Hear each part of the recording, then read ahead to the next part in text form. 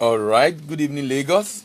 You're welcome to another edition of Import-Export Helpline, brought to you by Trinity Impress Trade Academy.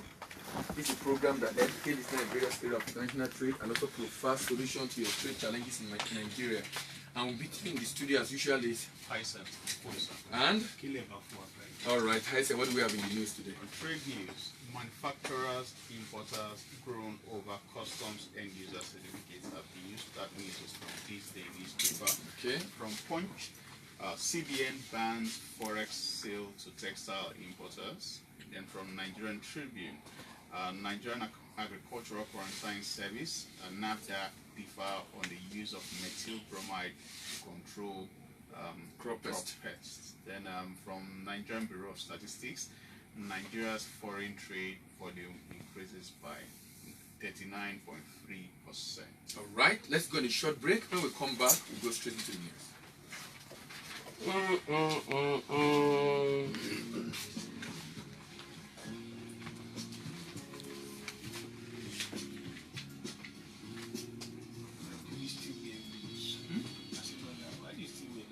It's the type of legal system that we practice. Why do we still wear wig? Why do we? Lawyers still wear wig.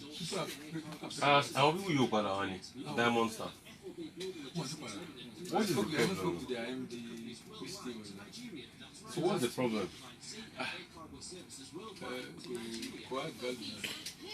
What value what you expect? Everybody have enjoyed themselves. Everybody is thanking God that he made it. This guy, they say they approached PDP and asked that this guy they met and dropped to me about this, so he becomes the Okay, so don't you know that? yes, now so that he becomes the candidate. Like you make a very bad yeah. They refused.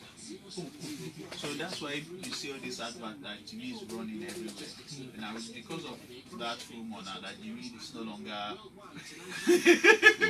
How would I was expecting them to step that? But when I want to the party is not strong enough. Yes, they don't even have what's it called agents in all the polling units. So it's a problem for them. No salary increase, no promotion, not enough money to spend. Thinking of growing your income, here are some strategic qualifications to help you. They are executive diploma in export business management and trade. But why? Who brokered that? Was it Ghana scam? Yes, they were the one that But sincerely, that major is necessary to break. No, but Ghana doesn't have political will. Yeah, but the guy is smart too. For when you say that, Listening to that debate. Doesn't have political will. And I'm a party when I'm very good. You know what I mean? Are you serious? And I was in a man. That person is ever called, I can call me back. So, 449. that's a political capital. Okay, believe me, just rouse.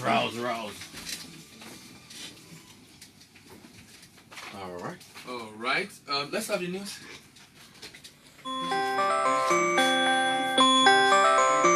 Grown over custom end user certificate abuse. Importers and manufacturers of chemical substances in the country have accused the Nigeria Customs Service of abuse of end user certificate, leading to their loss of 20 million naira monthly to demurrage on imported chemicals for paint and some pharmaceutical products.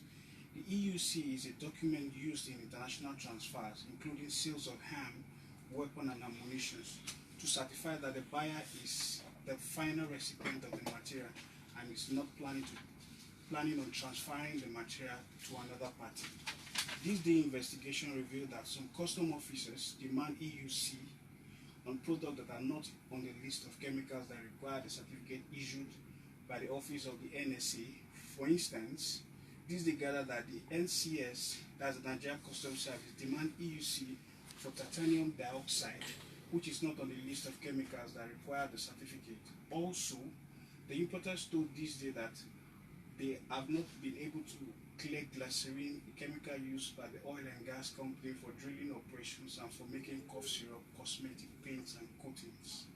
Now, this has been a major challenge. You know, we have this trade professional forum in Nigeria. There are a number of bankers that we discuss from time to time a lot of trade issues. And this is a challenge. Now, this is not just a challenge. There's another. There are trade professionals, bankers in different trade units in different banks in Nigeria. Now, so and this issue have been raised, and even we have another platform, the Nigerian Importers Forum, and this issue also have been raised. And what I would like to talk to those that are listening to us is we found solution to this actually, and a way around this, so that at the end of the day you can avoid demurrage at the port. And we'll be talking about that in the course of our the import, yes, when we're talking about the import program. But the idea here is, you know, terrorism is taking different dimensions in the world. So people are not even aware. I mean, these chemicals are not typically used, from what I heard, for those bomb making and the like. But it may be the government have intelligence that they are now using this. You know, that's making them to now say, oh, you need to provide EUC. Yeah, being used. Exactly. So you're not asking for EUC. And I mean, if the government say you have to provide EUC, you have to provide it. But my take is, you don't need to incur all the demurrage and the issue you're having at the port just because you are waiting to get it. Because some people do not know. What they are saying is actually that they were not aware. That but you should know the way government work. For this kind of stuff, you can't be announcing it. You can't be announcing it. You can't be announcing it. So it's to investigate now, to be able to ensure that, okay, these people are genuine, and then separate them. But my take is, while that investigation is going on, you can avoid this issue. For example, some people are having delayed power, and the power delay has been over, some are over a month, and your good is at the point you are incurring demurrage, and there's a solution to it, which is why we are talking about the the revised import guideline, letter of credit and bill for collection training. So if you are having issue with your PAR issuance, you're having delays with your PAR and end user certificate, and you want to learn how to avoid this issue and be able to reduce the demurrage or eliminate demurrage completely, then what's the date again for the program? 21st and 22nd. 21st and 22nd of this month. So if you're having delays, I mean, and this affects almost any kind of delay, we have solution for you. And that's the whole lesson. I mean, you know, when you have knowledge, it brings light. And that's the whole essence of knowledge. Knowledge brings light. And that's the whole. So the training is not just training for the sake of training. It provides practical solution to import-export problem in Nigeria. For this particular one, that's the revised import guideline, letter of credit and bill for collection, provide practical solution. So if you're having delay in power, you're having delay because of NDC certificate and looking for how to get it, and you're having delay with any kind of delay, even discrepancy delay that are taking weeks and months. Delays even in your LC. So you can avoid those delays. And all you need to do is to get adequate knowledge, and we can assure you you avoid those delays. Let's go to the next news because of time. This is from the Punch. CBN bans forex sale to textile importers. No, don't even bother reading that. The story I heard about this, a lot of banks don't even fund this kind of transaction before because there is ban on textile ab initio. Importing of. Yes, textile. So I know that CBN is wondering, how can we ban textile? And we have so many textiles in the market, as in imported textiles in the market. So I mean, but typically, because it's already banned, a lot of banks will not even provide forex in the first place. So I'm wondering, of course, CBN probably have an intelligence that is making them to say banks should not. But I'm not sure if any bank is really doing this because this is supposed to be on prohibited list. Let's move to the next news, please. This from the Nigerian Tribune. NAQS NAFDAC differs on the use of methyl bromide to control crop pests. The Nigerian Agricultural Quarantine Service has called on farmers and exporters of agro products to disregard the early warning of the National Agency for Food and Drug Administration and Control, NAFDAC, on the use of methyl bromide to control pests. The NAQS, however, said that the use of methyl bromide to control crop pests, is still acceptable in importing countries. According to the statement issued by the head of Media Communication and Strategy of NAQS, Dr. Chigozie Nwodo, it said that Mexico still use methyl bromide to control pests on hibiscus before shipment.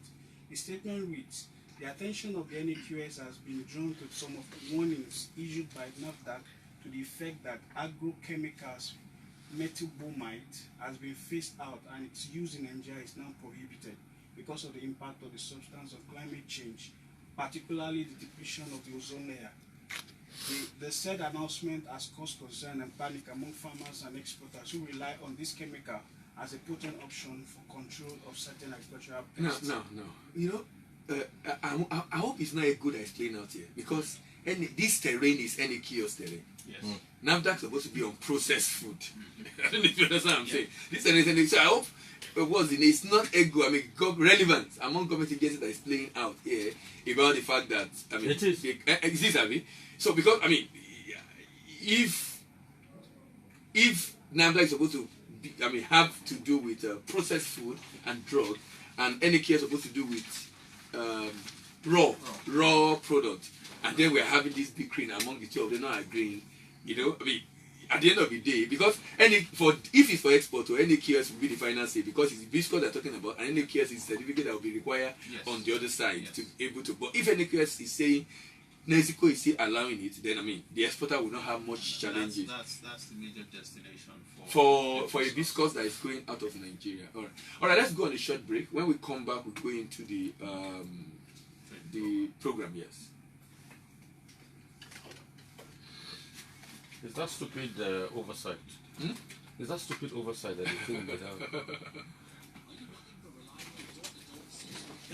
So, the graduation night is 24th. 23rd. And we need that's your, true, to know your speech, the title. Okay, my speech. Yes. Tell them my speech. Oh, is it have the topic already? Okay. Me? Because it will be you part of the team. Well, speak No, you don't need to give immediately. Maybe you can. No, let me speak on there. we still doing the LCDC. No, let's question. Protectionism. The date and the- Protectionism. Okay, protectionism. Okay. And crumbling of trade blocks Okay. in the modern realities of trade. Protectionism. Protectionism, crumbling of trade blocks, and the modern dynamics of trade. Now this time around, Caleb, when you finished, get someone to transcribe it so we can put it on the magazine. Okay. Do you understand? Get someone to listen to it. It's just will be recorded and Yeah. transcribe it. Yeah. Alright. All right. Okay, welcome back. What is the program we have? Next program. On the 21st and 22nd of March. That's we about 2 have- weeks from now. Yes, we have a training on import trade guidelines, and LC, letter of credit and bills for collection, coming up at our trade center, number 11 Dibola Shadibe Street of Adelabu Street, Surulere, Lagos. And just like we mentioned during... Yes, we are calling on all importers that have issue with delays. You're having delays with your power, you're having delays with your document, you're having different delays. End user certificate. Yeah, delays there. So we found a solution to it, and we'll be educating you on that solution. If you are incurring demurrage. Currently. No, even if you're not incurring demurrage, even because you might not have that issue today, Yeah. it might not be any issue certificate, it might be something else on your part tomorrow. But the only idea is, if you're having issue with delay that is costing you money, Yeah. as in the delay is now becoming very inimical, dangerous, and to your business, such that at the end of the day you're incurring unnecessary losses. Yeah. We'll be discussing discussing some of extensively these, during this program solutions. solutions. So I mean the program is not just about the regulations, about of credit, it's also about trade solutions. So anytime we see a challenge in the space of trade, we ensure that is incorporated into that program. So at the end of the day, people do not incur unnecessary losses and costs and issues. If you're a banker also, and your customer is having it, come and learn, because that becomes a solution. So that will realize that your customer is happy. Yeah. If you're in corporate banking or commercial banking, you have a lot of importers that are currently having this issue, or you're in trade and you're currently having this issue. It's just an opportunity for you to come and learn how to fix this challenge. So the LCBC, the letter of credit for collection training, the revised import training, or import training generally we do every month, it's not just about the regulation or letter of credit for collection, it's also about providing trade solution. Yeah. So we'll be calling on you. If you're interested in the training program on imports this in the month of March, call the number 0809 124 4449. 0809 124 4449. And remember, it's holding on March 21st and March 22nd. Is that Tuesday and Wednesday or Thursday, Friday? Thursday, Friday. March 21st and 22nd, Thursday, Friday. At 3 Tempest Center, in Surulere, 3% in Surulere. If you send an SMS to that number, we can send you a mail, or you send your email to that number, we can send you a mail or send you other detail of the flyer so you can know. I think the cost is 65, right? Yes. 65,000, and it's for 2 days. All right. Okay. We also started talking last week. We're talking to the lawyers last week, right? I think let's still talk to lawyers a little bit this week on the importance of, maybe in 2 weeks time we'll start talking to the accountant, the fact of certifications, and the fact that I did a series on YouTube, on Facebook in the last I think from part 1 to part 12 actually, for about 6 days, talking about why you need to join the export team. And the idea is you don't need to be an exporter to join the export team. You can export services, you can export products, but more importantly, you can be providing support services. So as a lawyer, you can provide support services to exporters, and be able to help them to be able to join. And that way you join the export team. And last week we talked about advisory services on sales contract. Advice services. We talked about them being able to build watertight case if they have to handle trade litigation in bank. Those contracts before, as a lawyer, before you're able to advise, then you need to understand itself. I try to describe it this way, that you're going to provide solution to a trade customer or to anybody. You acquire skill. With the skill, you develop competence. So if you come for the executive diploma in export business management or executive diploma in export trade finance, you can acquire this skill. Now with that skill, you can build competence. Now with this competence, you can solve the trade business problem around contract and issue around contract. Yeah. And then of course, and not just around contract, even around guarantees and standby. So not beside a diploma, you can actually do certified basic trade professional. Yeah. And be able to have a good understanding because of letter of credit and standby. People are beginning to use more of guarantees seriously, and that's probably solution through. So at the end of the day, when you're also going to advise your customer, you don't, even for bankers, sometimes when you see some of guarantees so long, and those can be reduced really, because with the advent of uniform rule for demand guarantee and international standby practice, you can significantly reduce the wordings and incorporate this rule inside those guarantees and standby. At the end of the day, you won't have to write for so long. Like we talked about last week, that you can defend cases, defend your client effectively on trade litigation. Some of the certification we have right now, which are from the American Institute of Extended Studies, the certified basic trade professional, and then the executive diploma in export business management and the executive diploma in export trade finance. It can also help you to guide your client on terms in their demand guarantee. So the customer receives a demand guarantee from abroad, or from a local, for local transaction, you're able to advise them. You're able to advise them on the terms stated on it, such that at the end of the day, they don't make mistake. They don't go into transaction eventually that sometimes you see some guarantees that the terms on it already is defeating the whole purpose of guarantee. Yeah, I mean, it's defeating Just for asking, who are those issuing these guarantees in the bank? The lawyers. It depends. In some banks, it's trade people. Okay. Because guarantee and standby are actually trade instrument. Okay. They are international trade instrument. That's why you have the uniform rule for demand guarantee guiding the demand guarantee, and the international standby practice, and both are document of ICC guiding guarantee. But they are like legal documents. Okay. Which is why in some banks where you have prominent lawyer. Chopped a lot of mullah. Because of his unique skill. Anything maritime case, just consider and you will pay his money. They're not born you well. You will pay. You know better than No, but that's what the lawyers should consider. So that at the end of the day, you also grow over the years to become a prominent lawyer, indispensable. And you know the shocking thing is, in that field, that guy has been like that for over 20 years in this country. There are few maritime lawyers. They are very few. No, he's saying that there's one that is very prominent. I know. I'm just saying that. It's been like even with that, we see a few. Yes, we see a few. And we can really get more. And this is the whole essence of saying, look, why don't you just acquire skill and acquire a lot of skill around trade? So at the end of the day, with your legal skill coupled with trade skill, you can become indispensable legal practitioner around trade matters. Which So we do a lot in and Nigeria. you know, come to think of it, just to put in perspective of how much trade, as at the last data, is about 20% of our GDP.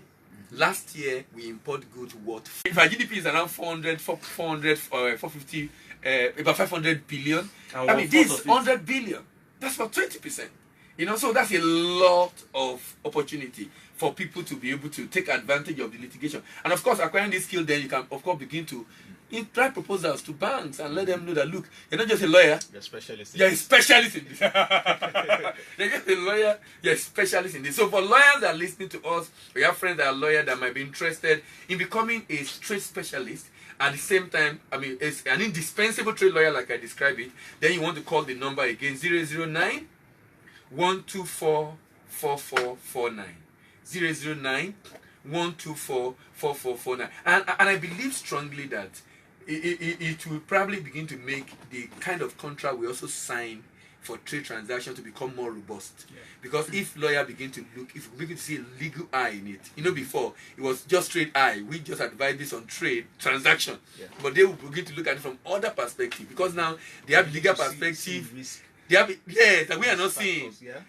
They are looking at it from legal perspective, using their own knowledge, and then the other perspective here, which is the trade perspective. And at the end of the day, we can have a robust trade transaction in Nigeria and significantly reduce the risk, because people have shipped goods and they've had issues on import Yeah. that they could have. You know, do you know some people? A lot of people import in Nigeria without signing an agreement.